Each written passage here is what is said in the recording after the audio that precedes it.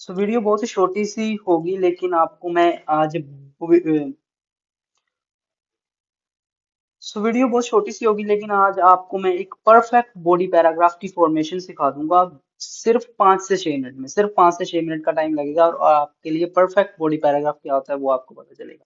देखो यहाँ पे मेरे पास एक टॉपिक है, many countries fast food is becoming cheaper and widely available, what are the advantages and disadvantages. मतलब फास्ट फूड बहुत ज्यादा सस्ता और इजीली अवेलेबल हो चुका है। इस चीज के क्या फायदे और क्या नुकसान है, आज मैं आपको एक पैराग्राफ सिखाऊंगा और दूसरा आपने उसी तरीके के साथ आपने अपना बनाना है और सीखना है।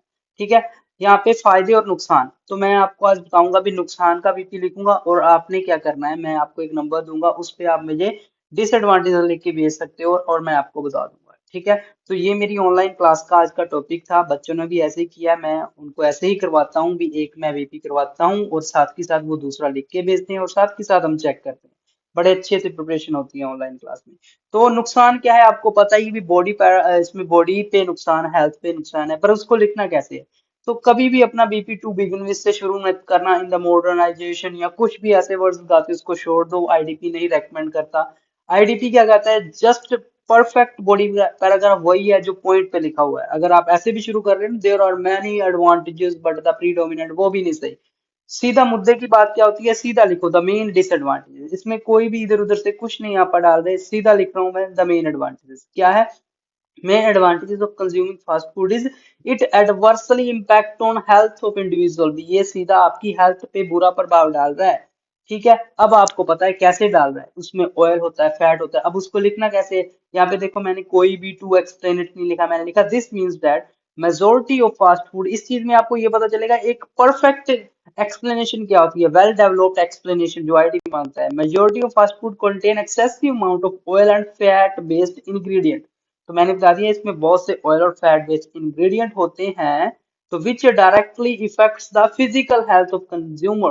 तो ऐसे मैं कह रहा हूँ कि जो सीधा उसकी फिजिकल हेल्थ को टारगेट करेगी। ठीक है। In the terms of causing harmful disease, कैसे हार्म करेगी, in the terms of causing harmful disease like obesity, heart attack and many more. उसमें मैंने ये भी बता दिया कि उसका क्या हेल्थ पे असर पड़ेगा, उसमें उसमें मैंने बताया बहुत सी डिसीज होगी, जैसे कि ओबेसिटी और हार्ट अटैक और मैनी मोर। ये होती है वेल डेवलप्ड एक्सप्लेनेशन।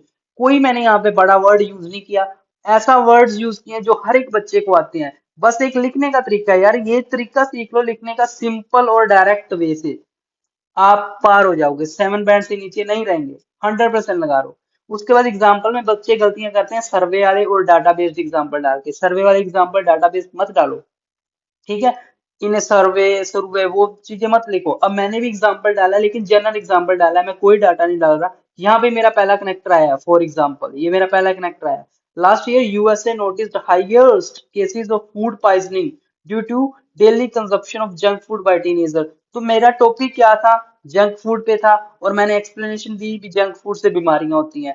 तो एग्जाम्पल में भी वही चीज लिखनी होगी ना, बीमारियां, बीमारी को मैंने यहाँ पे मेंशन की है फूड पॉइजनिंग, और मैंने इसको जंक फूड और टीनेजर के साथ रिलेट करके यूएसए कंट्री डाल दिया, तो ये एक जनरल चीज बन गई।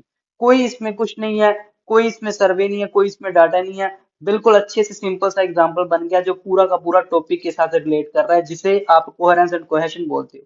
तो ऐसे ही इसका रिजल्ट लिख दो, तो thus it can be become a more serious problem for not only for public but also for the government. तो ये जो चीज है ये आगे चलकर अकेला पब्लिक को नहीं बल्कि गवर्नमेंट को भी ये चीज परेशान करेगी, प्रॉब्लम बनेगी और सीरियस डिसीज बनेगी।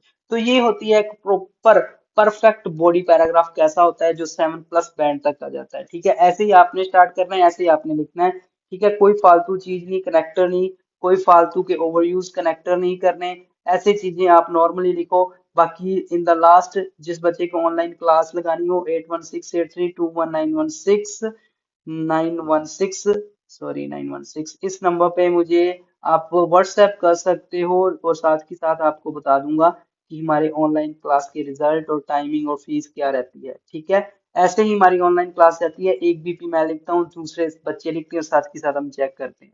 ठीक है। तो ये थी आज